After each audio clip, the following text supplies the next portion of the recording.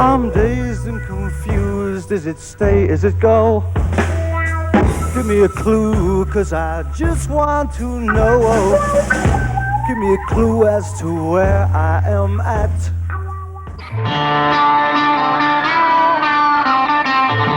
So, the Yardbirds now have their first massive hit worldwide and Clapton leaves.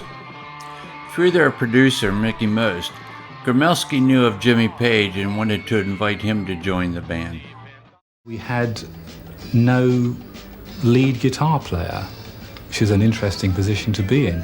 We had to fill that position very, very quickly. And it was thought that maybe we could get Jimmy Page, because Jimmy Page was like the hottest session man in those days. And Giorgio knew Jimmy, and he asked Jimmy if he'd join the band. But at the time, Jimmy was so busy doing sessions, he said he wasn't really into joining a live band. He said, well, why don't you try one of my understudies, a guy called Jeff Beck. So I went down to see Jeff and asked him if he'd join the band. Of course, he was delighted. I remember Keith Relf saying, let me hear you play the blues at the audition. I went, I played about 3 or 4 Matt Murphy lines. And he said, great, that'll do. I didn't outline much at that stage. It was like, get him in, let him learn the songs. Eric used to do this, Eric used to do that, and I thought, yeah, got to do that for the time being, because those were the crowd-pleasing things, the build-ups, the power chords. So it didn't make sense to try and argue against that. Beck came in, learned the songs, and played his first gig with the Yardbirds only 2 days after Clapton's departure. Now, the original band members were starting to experiment, and Jeff happened to be the perfect guitar man, as Chris Dredger tells it. The incredible thing about Jeff is that his roots also were the blues and rock and roll, but also he was much wider in his musical tastes, and he also had a mind and a talent that wanted to go much further than just playing rock and roll or blues licks. And it was perfect for us because we were about to enter a phase of all sorts of experimentation. I mean, in retrospect, we obviously put Jeff through an awful lot of pressure. We used to work on material, then bring Jeff in and explain to him, like, for instance, the sitar sound that he created for Heart Full of Soul. So we said to Jeff, what can you do? And Jeff came in and created, this incredible sound.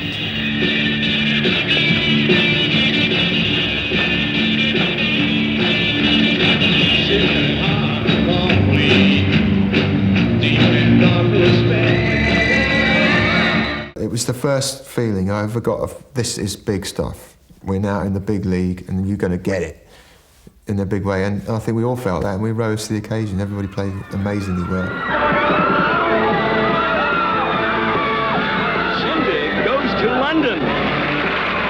And getting big happened pretty quickly. Blow Up was a new movie about mods swinging London at the time and was supposed to use The Who for a music scene. The Who couldn't do it. They asked the Yardbirds and they reluctantly agreed. The director wanted Jeff to smash his guitar like Pete Townsend did. They thought it was stupid, but the movie built their audience again. But here's a cut from Blow Up. Some rare footage of both Beck and Page playing nice together at the same time. Notice, Page keeps on playing during the frenzy. Oh, the egos involved. The Yardbirds finding themselves in this space and, just doing it.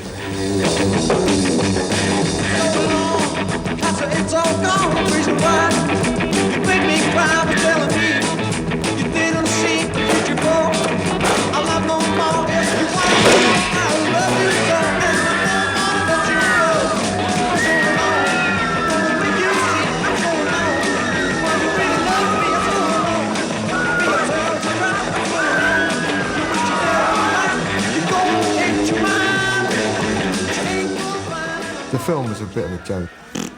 Crap. I mean, the people loved it. It kept us going. I thought, that's the end of us, because I saw the premiere of it in Los Angeles. And we were there, and it was great, you know, for a while, but I didn't like my territory being encroached upon. I wanted to be it, you know, I wanted to do all the guitar work. And when it got to the point where we were exhausted, we embarked upon the Dick Clark tour. That was it. I mean, 6 weeks. 6 hours in that thing was enough for me. And to be faced with that kind of travel problem and emotional tear-ups and stuff, and then at the end of that, play a toilet gig with music you didn't really feel comfortable with. It was a recipe for disaster. Things just got on top of me and it cracked up, you know, basically. I wanted to do something other than travel. Just, I don't care what it was, just get it out of my hair, you know, all that travelling, and start and think about what I want to do. So it's not important as to whether I was chucked out or left or whatever, it just happened.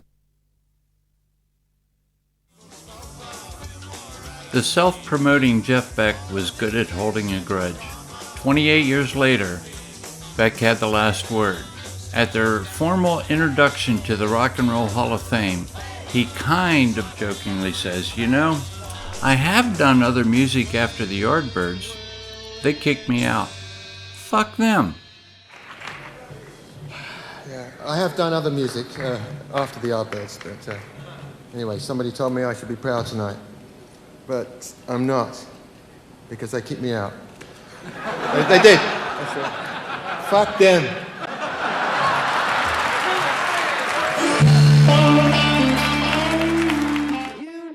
So, Beck leaves the Yardbirds at the end of '66 to do other music, as he just said. In the next year, he pulls together an incredible group of musicians for his first band, the Jeff Beck Group.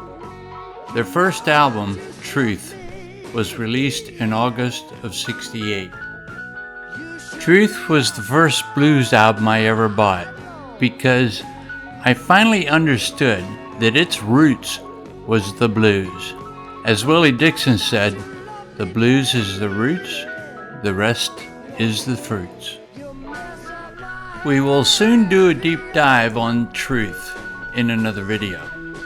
The players on that album just astounded me.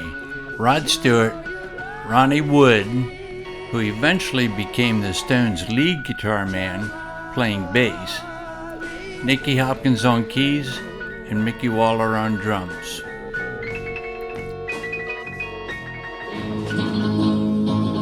In a couple recording sessions, John Paul Jones of Zeppelin and Keith Moon, the crazy drummer for The Who, stopped by to record a couple numbers. Keith actually played on the masterpiece Beck's Bolero. But Keith was a rascal. He didn't want The Who to know he played on another album. So in the player notes, you read Timpani by You Know Who. Hey, thank you for watching How the Brits Saved Our Blues. Keep the blues alive.